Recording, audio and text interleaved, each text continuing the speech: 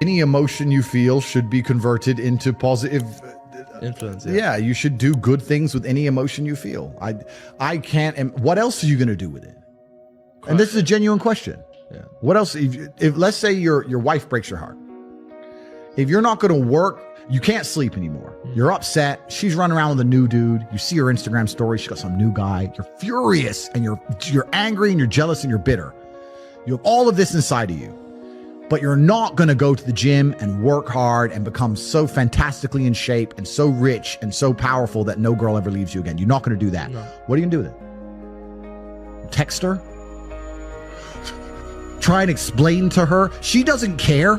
Like, you can write the most perfect English. You can write the most beautiful words ever constructed. Forget Shakespeare. You can do, it doesn't matter. She doesn't care. She just doesn't care. She's distracted. She forgot about you. She forgot about you. I've lost women who I didn't want to lose, but I let them go.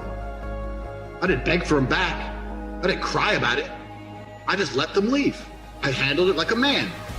And the truth is, as a man, a woman doesn't even have to like you. She doesn't even have to love you, but if she respects you, she's always going to be around. And this is why if I love a woman with all my heart and she goes, I want to leave, the first thing I'm going to say is, fucking pack.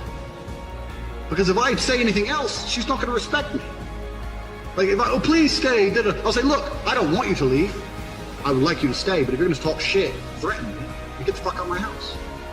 Like, I've had women leave me, but I've never had a woman not respect me. And that's why I can hit up any ex I've ever had, and I know the woman. Because they respect me on a base level. So why do they respect me? Because I respect myself. So I will never sacrifice my self-respect.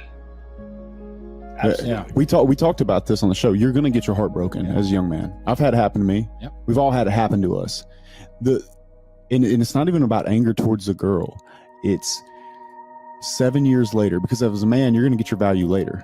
Yes. Right. So if you use that energy to put all that work in, these girls, they come back around, and I love to see them come back. Not because I'm in love again, just because it's like, you know, I told you so. Yeah. No, I said this, like, anybody who tries to get revenge on a woman, that's incel energy. That's a wrong way of looking at it. The only revenge you can get on a woman who breaks your heart is success. Success is the best revenge. Just level up slowly. And when she messages you, you got two choices. You can either say, sorry, baby, you're not my type anymore. Boom, you win. Or you could fuck her again. One last spin on the Ferris wheel. Yeehaw. So that's the answer to the question. Put a plan together for the heartbreak if it comes, and make sure that plan is constructive. Yeah. Everything we've been saying on this podcast is true. Trauma's going to come, pain's going to come, and you have to use it in a constructive way. I'm not telling you to tell him to avoid the pain. I'm saying that when it comes, make sure it's used in a constructive way. And still to this day, that's all I would ever do. If something bad happened to me and I got really upset, I would find the most constructive possible outlet. And that's a conscious decision. You have to have the emotional control to make a conscious decision in that direction. So what are you going to do with all of that inside of you if it's not positive? Well, it's going to consume you and you're going to end up self-destructive, or you're going to embarrass yourself, or you can take all of that and put yourself in a position where it never happens to you again. Yeah. Those are the choices. So what's the most intelligent choice to make? Yeah. You know, I don't understand how many humans function in the world today. I don't get people who don't think like me. I don't understand it. I'm like, well, then how have you survived this long? Life is hard. Life is difficult. Maybe I've just been unlucky, which I don't believe in, but I've had so much trauma and bad events and negativity and stress and all these things that have happened to me, and I've used all of it to be monumentally successful.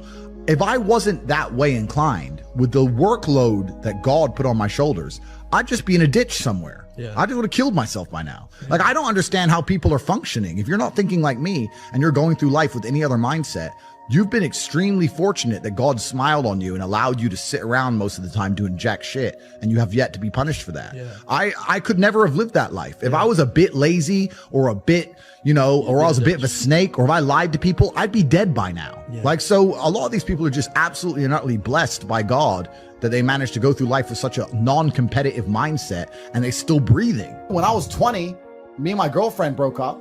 I was with her for 4 years. I couldn't sleep. And this is before social media. You couldn't just chase a bitch. Like, That was it. She's gone now. Like, she moved. I didn't know where she lived. That was it. And I couldn't sleep. Now, it wasn't like I was crying my eyes out, but I was just, where's my hoe at? I couldn't sleep. Need something else to do. So I thought, fuck, I'll hit the gym at 6 a.m., I'll hit the gym at 3 p.m., hit the gym at 8 p.m. I had nothing else to do but fight.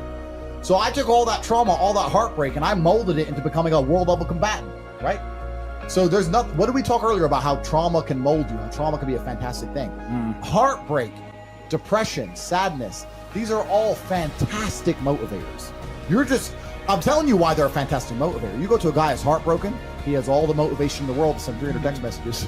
He has the motivation, he's putting it in the wrong place. That's 300 cold emails you could be sending to someone to pitch a business. That's a lot of money you could have made. I don't think there's ever going to be one person on the planet you're truly compatible with. I think there's going to be, if you have your life in order as a man, truly and completely in order, then you're compatible with a lot more people. I think that if you're a man and you're struggling to find somebody you're compatible with, that's probably because you're a loser. If your life's in order, then you're compatible with a lot of women. Like me, for example.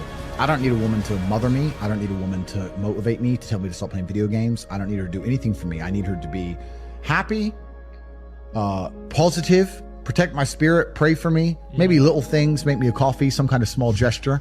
But my money's right, my motivation's right, my life is right.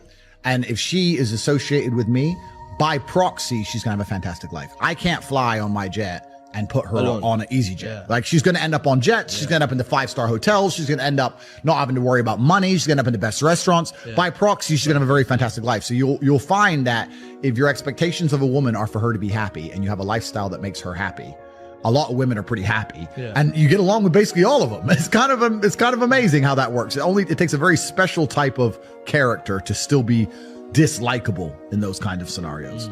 Whereas if your life is less perfect or your reality is less impressive, boring, then you need a girl who's happy to be bored, and then it becomes harder. But I don't have any of those problems. Yeah, I'll tell you right now, some of the greatest accomplishments in my life have come after a heartbreak. Absolutely. Yeah. It's that I call it fuck you energy. Yeah. No. You take that and you're like, because some guys will get butthurt about that and they'll sit there and they'll wallow in self-pity. I've always thought the correct application of that energy is, okay, prove that she made a shitty mistake. Go out and become a fucking millionaire. Go out and become a kickboxer. Go out and become a porn star, whatever. Go out and build steel buildings, right? And then she's going to look around when she's 50 pounds heavier in a year's time. They're like, motherfucker, I let him go. Yeah. You can, and internally, be happy. My ego could be like, yeah, I got you. Life's gonna hurt you, and how you use that pain is completely and utterly up to you. You can use that pain to galvanize yourself as a man and become a better man you've ever been. I'm not saying that I'm only successful because of some chick. I'm saying that every single time that I was heartbroken, I never wasted a second. I was never wallowing. That's what I'm saying. I've spoken to dudes and like, I had a bad couple months. Why? My girl left me. You've wasted months? You've wasted months over some. But the reason I'm the luckiest man on earth is because God has given me endless building blocks to build a superhero. He's given me endless power. He's given me endless motivation. What did we say? Yeah. He's given me I have endless sources of power. I can sit here right now and recall events that will prevent me from sleeping for 2 to 3 days. That gives me a superpower that other men do not have.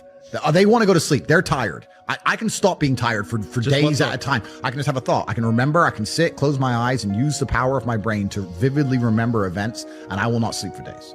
So how you don't need any drugs or anything? I've never taken a drug in my life. I've never tried cocaine in my life. I've never tried weed in my life, ever. Wow. I drink a lot of coffee.